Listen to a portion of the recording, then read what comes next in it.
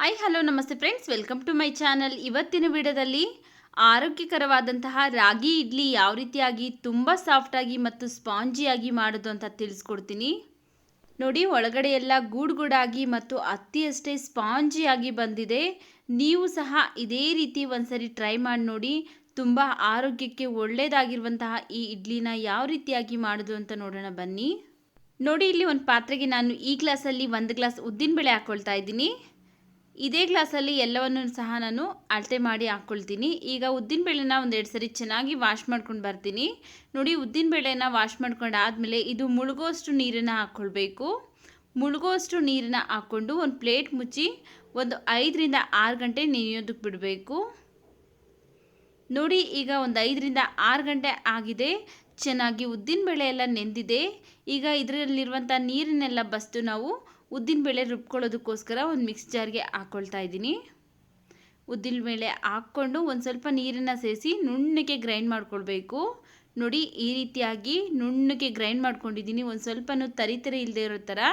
ಈಗ ಇದನ್ನು ಒಂದು ಪಾತ್ರೆಗೆ ಸೇರಿಸ್ಕೊಳ್ಳೋಣ.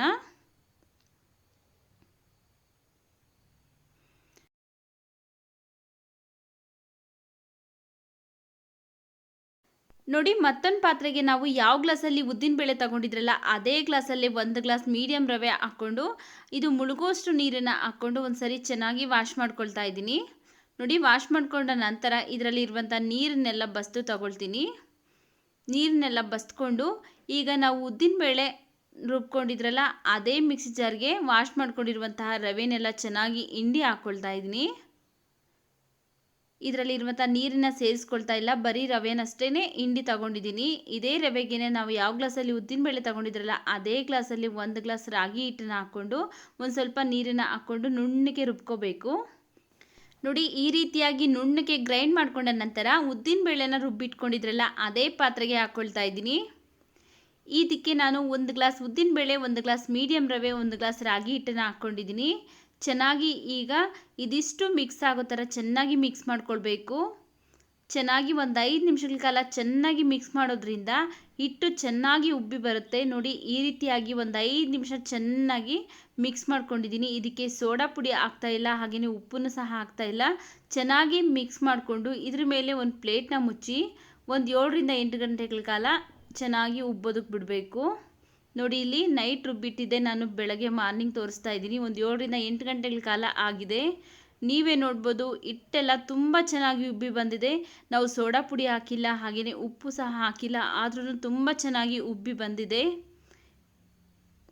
ಈಗ ಒಂದ್ಸರಿ ಚೆನ್ನಾಗಿ ಮಿಕ್ಸ್ ಮಾಡ್ಕೊಳ್ಳೋಣ ಈ ಹಿಟ್ಟನ್ನೆಲ್ಲ. ನಾನು ಯಾವ ರೀತಿಯಾಗಿ ಮೆಜರ್ಮೆಂಟ್ ಮಾಡಿದ್ದೀನಲ್ಲ, ನೀವು ಸಹ ಅದೇ ರೀತಿಯಾಗಿ ಅದೇ ಮೆಜರ್ಮೆಂಟ್ ಮಾಡ್ಕೊಳ್ಳಿ. ಇದೇ ರೀತಿಯಾಗಿ ಉಬ್ಬಿ ಬರುತ್ತೆ ಹಿಟ್ಟು. ಈಗ ಇದಕ್ಕೆ ರುಚಿಗೆ ತಕ್ಕಷ್ಟು ಉಪ್ಪನ್ನು ಹಾಕ್ಕೊಂಡು ಒಂದ್ಸರಿ ಚೆನ್ನಾಗಿ ಮಿಕ್ಸ್ ಮಾಡ್ಕೊಳ್ತಾ ಇದ್ದೀನಿ. ಉಪ್ಪೆಲ್ಲ ಮಿಕ್ಸ್ ಆಗೋ ಥರ ಚೆನ್ನಾಗಿ ಮಿಕ್ಸ್ ಮಾಡ್ಕೊಳ್ಬೇಕು. ನೋಡಿ, ಈಗ ಚೆನ್ನಾಗಿ ಮಿಕ್ಸ್ ಮಾಡ್ಕೊಂಡಾಗಿದೆ, ಹಿಟ್ಟು ರೆಡಿ ಆಗಿದೆ. ಈಗ ಇದನ್ನು ಸೈಡ್ಗೆ ಇಟ್ಟು ನಾವು ಇಡ್ಲಿ ಪ್ಲೇಟ್ಸ್ಗೆಲ್ಲ ಎಣ್ಣೆನ ಗ್ರೀಸ್ ಮಾಡ್ಕೊಳ್ಬೇಕು. ನೋಡಿ, ಇಡ್ಲಿ ಪ್ಲೇಟ್ಸ್ಗೆ ಎಣ್ಣೆನ ಗ್ರೀಸ್ ಮಾಡ್ಕೊಳ್ತಾ ಇದ್ದೀನಿ. ಈಗ ಇದಕ್ಕೆ ರೆಡಿ ಮಾಡ್ಕೊಂಡಿರುವಂತಹ ಇಡ್ಲಿ ಹಿಟ್ಟನ್ನು ಹಾಕೊಳ್ಳೋಣ.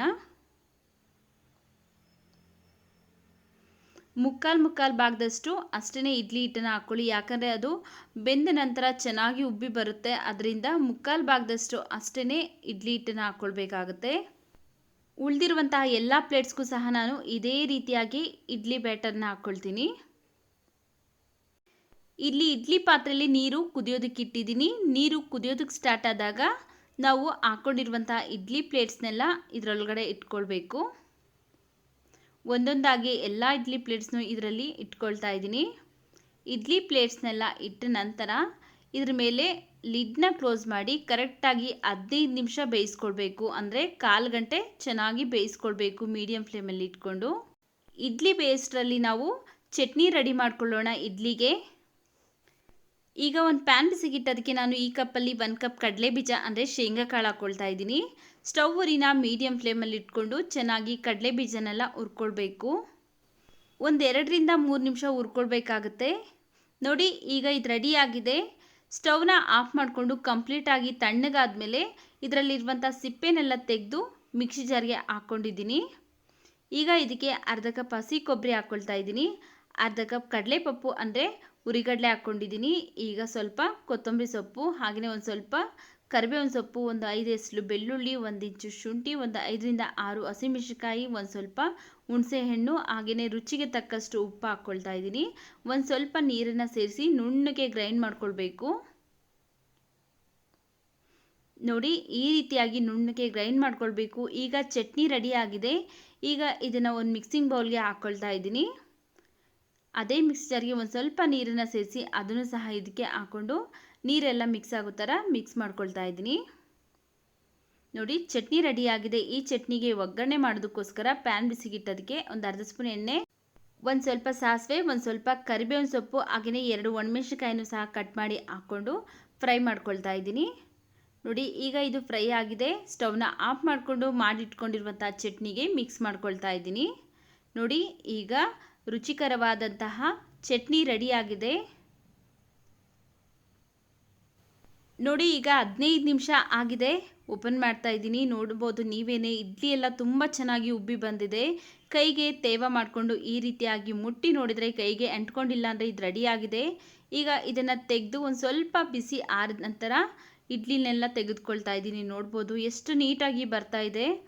ಪ್ಲೇಟ್ಸ್ಗೂ ಸಹ ಒಂದು ಸ್ವಲ್ಪನೂ ಅಂಟ್ಕೊಂಡಿಲ್ಲ. ಹಾಗೆಯೇ ತುಂಬ ಸ್ಪಾಂಜಿಯಾಗಿ ತುಂಬ ಚೆನ್ನಾಗಿ ಬಂದಿದೆ. ನೀವೇ ನೋಡ್ಬೋದು, ತುಂಬ ಚೆನ್ನಾಗಿ ಸ್ಪಾಂಜಿಯಾಗಿ ಗೂಡಾಗಿ ಬಂದಿದೆ. ಈ ಥರ ಇಡ್ಲಿನ ಮಾಡಿಕೊಟ್ರೆ ವೆಯ್ಟ್ ಲಾಸ್ ಮಾಡೋರಿಗೆ, ಹಾಗೆಯೇ ಶುಗರ್ ಪೇಷಂಟ್ಗೆ, BP ಪೇಷಂಟ್ಗೆ ಎಲ್ಲ ತುಂಬ ಒಳ್ಳೆಯದು. ಯಾವಾಗಲೂ ಒಂದೇ ಥರ ರಾಗಿ ಮುದ್ದೆ ಮಾಡ್ಕೊಂಡು ತಿನ್ನೋ ಬದಲು ಈ ರೀತಿಯಾಗಿ ಇಡ್ಲಿನ ಮಾಡ್ಕೊಂಡು ತಿಂದರೆ ಸೂಪರ್ ಟೇಸ್ಟಿಯಾಗಿರುತ್ತೆ. ಎಲ್ಲರೂ ಸಹ ತುಂಬ ಇಷ್ಟಪಟ್ಟು ತಿಂತಾರೆ. ನೋಡಿ, ಎಲ್ಲ ಇಡ್ಲಿನೂ ಸಹ ಒಂದು ಸ್ವಲ್ಪನೂ ಪ್ಲೇಟ್ಗೆ ಅಂಟ್ಕೊಳ್ದೆ ತುಂಬ ಚೆನ್ನಾಗಿ ಬರ್ತಾ ಇದೆ. ನೋಡಿ, ಈಗ ಆರೋಗ್ಯಕರವಾದಂತಹ ರಾಗಿ ಇಡ್ಲಿ ಮತ್ತು ಕಡಲೆ ಬೀಜದ ಚಟ್ನಿ ರೆಡಿಯಾಗಿದೆ. ನೋಡಿ, ಎಷ್ಟು ಚೆನ್ನಾಗಿ ಎಷ್ಟೊಂದು ಸ್ಪಾಂಜಿಯಾಗಿ ಬಂದಿದೆ. ನೀವೇ ನೋಡ್ಬೋದು, ಒಳಗಡೆ ಎಲ್ಲ ತುಂಬ ಚೆನ್ನಾಗಿ ಗೂಡಾಗಿ ಬಂದಿದೆ.